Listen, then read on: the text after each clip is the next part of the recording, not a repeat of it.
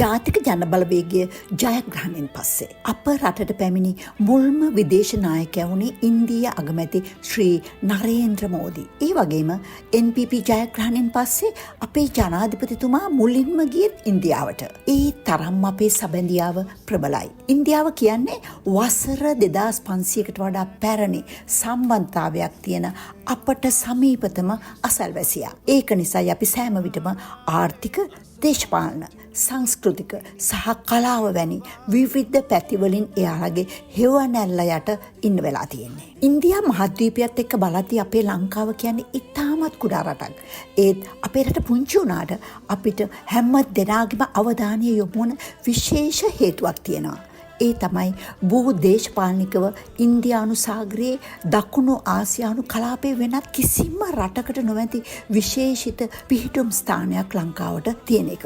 වඩාත් කාර්ය බහුලම නැගෙනහිර බටහිර නැව් මාර්ගයේ අපේ රටේ සිට නාවික සැතපුම් 6 සිට 10 දක්වා දුරකින් තමයි පිහිටලා තියෙන්නේ. සෑම වසරකම නැව් 60000කට වඩා ලෝකයේ තෙල් වලින් 3/2 ඒ වගේම සියලුම බහලෝම් වලින් 50%ක් මෙම මාර්ගය හරහා ගමන් කරනවා. මේ හේතුව නිසා ශ්‍රී ලංකාව ඉන්දියන් සාගරයේ පිහිටි ආසියා, අප්‍රිකා සහ ඕස්ට්‍රේලියාව යන මහද්වීප තුනම පාලනය කරනවා. ඊට අමතරව කොළඹ, ගාල්ල, ත්‍රිකුණාමලය සහ හම්බන්තොට වැනි වැදගත් වරායන් සහිත ප්‍රධාන ජල මාර්ග මධ්‍යස්ථානයකයි ලංකාව පිහිටලා තියෙන්නේ. ඉන්දියාව සාම්ප්‍රදායිකව ශ්‍රී ලංකාවේ විශාලතම වෙළඳහවුල්කරුවන් අතර රටක්. 2023-24 මූල්‍ය වර්ෂයේදී ඉන්දියාව සහ ශ්‍රී ලංකාව අතර වෙළඳ භාණ්ඩ හුවමාරුව ඇමරිකානු ඩොලර් බිලියන 5.5. නමුත් මෙවර මෝදිගේ පැමිණීමත් ලංකාවෙන් ඔහු බලාපොරොත්තු වන දේත් අතර විශාල වෙනසක් තියෙනවා. මෙතරම් කාලයක් මෝදිට ගනුදෙනු කරන්න සිද්ධ වුණේ තම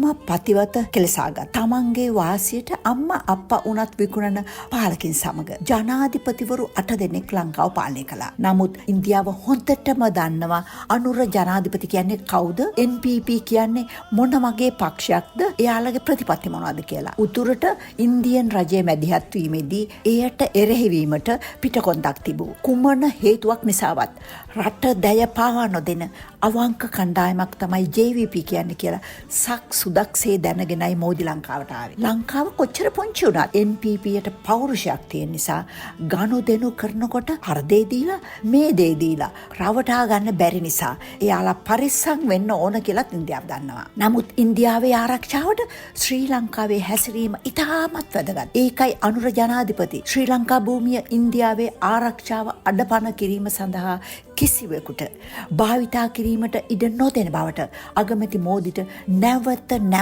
අවධාරණය කළේ. ඒකට පිළිතුරක් විදියට මෝදි අගමැතිතුමා පැවසුවේ ඉන්දියාවේ අවශ්‍යතා කෙරෙහි ජනාධිපති දිසානායක දක්වන සංවේදීතාවයට මම ඔහුට කෘතඥ වෙනවා කියලා. ලෝකේ විශාලතම ආර්ථිකයන් නැති රටවලින් 5 වන ස්ථානයේ දරන ඉන්දියාවට අපෙන් වෙන මොනවද බලාපොරොත්තු වෙන්න තියෙන්නේ? ඔහුට ඒ සහතික කිරීම කොතරම් වටිනවද කියන එක ඇත්තටම පෙන්වුවේ මෝදිට ශ්‍රී ලංකා මිත්‍ර විභූෂණ ගෞරවාභිදාන සම්මානය පිරිනැමු අවස්ථාවේ ඔහු අපේ ජනාධිපතිතුමාගේ අත ඉතා සතුටින් ඔසවාගත් අවස්ථාවේ. නමුත් මෙතරම් කාලයක් රටකාපු උපැන්න සහතික දෙකක්, හැඳුනුම්පත් දෙකක් සහ දිව දෙකක් තියෙන අය පහුගිය කාලේ මෝදිට රට විකුණන්නයි හදන්නේ කියලා බිල්ලෙක් මවන්න උත්සාහ කළේ. ඒ අය විතරක් නෙමෙයි වාමාංශික ප්‍රගතිශීලී කුඩා පක්ෂ පවා මෙවැනි බොරු ප්‍රචාරදී මිනිසුන්ව කුලාපු කරන්න උත්සාහ කළා. එයාලා තවමත් හීන ලෝකයක ඉන්නවා අරගලය මෙහෙව්වා මෙන්ම අද පවතින රජයටත් විරුද්ධව අරගලයක් දියත් කරන්න පුළුවන් වෙයි කියලා. රජයක් බලයට පත් වූ විගසම ඒ රජයේ බිඳවට්ටන්න අපහසු බව අපි 1971 සහ 1983 වර්ෂවලදී ඉගෙන ගත්තා. ඒ කතාව අදටත් සත්‍යයි. ජාතික ජනබලවේගය මාසෙන් වැටේ. මාස 3න් වැටේ කියලා කැට තියලා කියපු බොහෝ අයට සහ හර්ෂ වගේ ආර්ථික ඔස්තාරලට අද කතා කරනකොට දිව පැටලෙනවා. Tamanගේ දැනුම සම්බන්ධව එයාලට අවුලක් ඇති වෙලා. පාර්ලිමේන්තුවට 6 මාසයක් ගත වනටත් පෙර කිව යුතු තරමේ ආර්ථික නිෂ්පාදනයක් නොවුනත් අද ආර්ථිකය ස්ථිර වෙලා. ඉතාමත් ශක්තිමත් විදේශ සම්බන්ධතා ඇති වෙලා. රනිල් ඉන්දියාවේ අමුල් සමාගමට විකුණන්න ගිය රිදියගම කිරිකම්මල අද ලාභ ලබන ව්‍යාපාරයක් වෙලා. ඉතින් විපක්ෂයේ පක්ෂවලට පළාත් පාලන ඡන්දයේ රැස්වීමකට මිනිස්සු 100ක් එකතු කරගන්න බැරුව දඟලන දැඟලිල්ලක්. පසුගිය ආණ්ඩුව කාලේ රුපියල් 25කට ඉන්දියාවෙන් විදුලි ඒකකයක් ගන්න සූදානම්ව සිටියේදී අනුර ජනාධිපතිතුමා කිව්වේ රුපියල් 13කට වඩා සතයක්වත් දෙන්නේ නැහැ කියලා. එවැනි ස්ථිරසාර පදනමක ඉඳගෙන තමයි අපි මේ විදුලි ගිවිසුමට අවතීර්ණ වෙන්නේ. මොනවද ඉන්දියා අගමැති පැමිණීමෙන් අපිට ලැබුණු වාසි? දෙරට අතර ඒකාබද්ධ ව්‍යාපාරයක් ලෙස ඉදිකරන මෙගාවොට් 120ක ඉන්දියානු අරමුදල් සහිත සාම්පූර් සූර්ය බලාගාරයේ ඉදිකිරීම ආරම්භ කිරීම 2030 වන විට ශ්‍රී ලංකාවේ විදුලින් 70%ක් පුනර්ජනනීය බලශක්ති ප්‍රභවයන්ගෙන් උත්පාදනය කිරීමේ ඉලක්කයට මෙය ඍජුවම දායක වෙනවා. වසර ගණනාවක් තිස්සේ ඇන හිට තිබූ ත්‍රිකුණාමලය දිස්ත්‍රික්කයේ පිහිටා ඇති සූර්ය බලාගාරය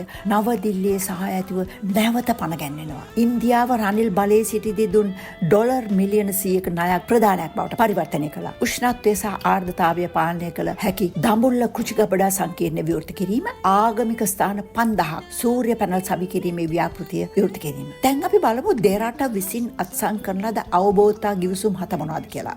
1. බලශක්ති ආනයනය අපනයනය සඳහා අන්තර් සම්බන්ධතාවය පිළිබඳව. 2.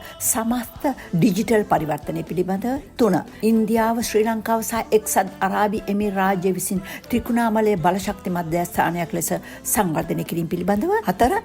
ආරක්ෂක සහයෝගිතා පිළිබඳව. 5.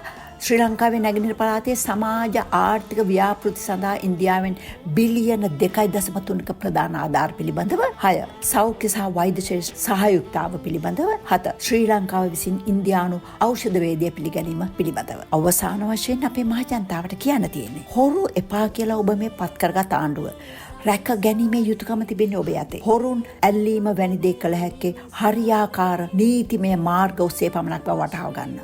නඩුවක අධිකරණ තීන්දුව තීරණය වෙන්නේ ඒ නඩුවේ දෙපාර්ශ්වයම විසින් ඉදිරිපත් කරන ලද නිවැරදි සාක්ෂි හොඳින් සලකා බැලීමෙන් පසුවයි. කට වචනයට අනුමානයට එක කරන්න බෑ. ඔබගේ සහයෝගය දෙනවත් එක්කම ඔබට ඉවසීමක් තිබිය යුතුමයි. අපි එකතුව මේ රට හදමු. මේ පළාත් පාලන ඡන්දයෙන් ජාතික ජනබලවේගය බලයට පත් කිරීම ඔබ අප ඔබගේ ආගන්තුක සත්කාරයට බොහෝම ස්තුතියි.